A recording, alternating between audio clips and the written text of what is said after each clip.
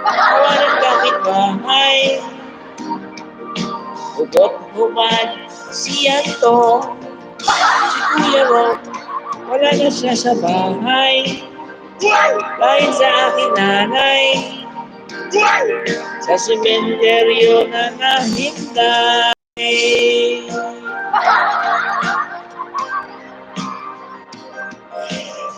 Diba? Mina, siya na.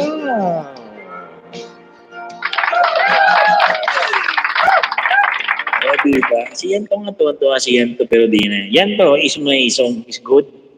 Yanto. Yeah, Miss Mina Karandang, shoutout sa iyo dyan. Good evening. Oo. Siyempre, andito na si Miss Mina. Okay, host. Yes. Yung kanta niya. Ang kanta niya gustong-gusto ni Yanto. O di, hindi niya naiintindihan yan, ha?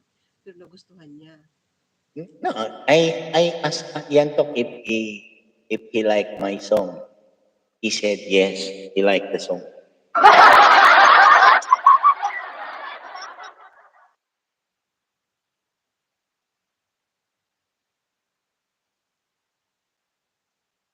Yanto, awak lagun. Yanto, anak.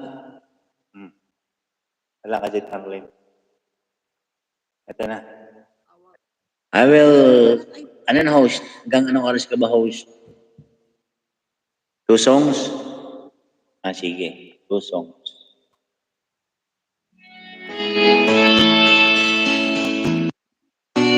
Para kay Arlene.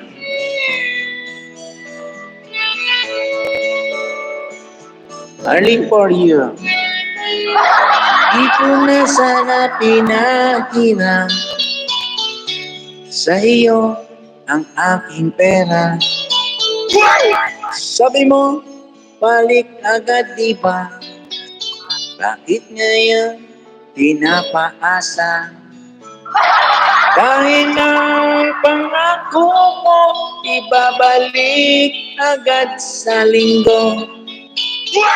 Ako na may naghihintay sa bayad mo. Kaya ngayon ako'y inis sa'yo ulit. Akin lang pinipigilan yan to. Sana naman ay bayaran na. Nakaka-stress, anong pizza na, Miss Mina? Dahil dyan sa utang mo, nagigipit tuloy si Kuya Rom. Hanggang kailan matitiis, balik mo na, kailangan ko. Ano ang gagawin sa utang mo kay Mamshi? Bayatin, ako'y wag mong ikilit. Sana'y unawain, pasensya'y wag sagarin. Nais kong malaman mo, Arlene, na nakakabuisit na.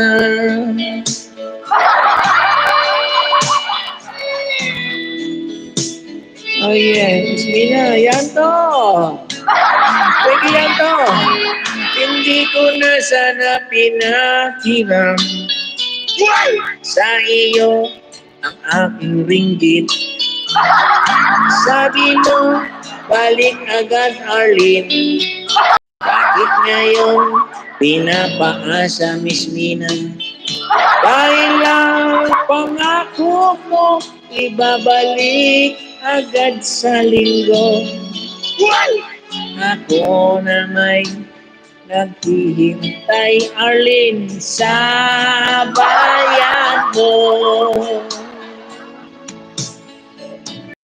Ano ang gagawin yan to sa utang mo kay Arlene?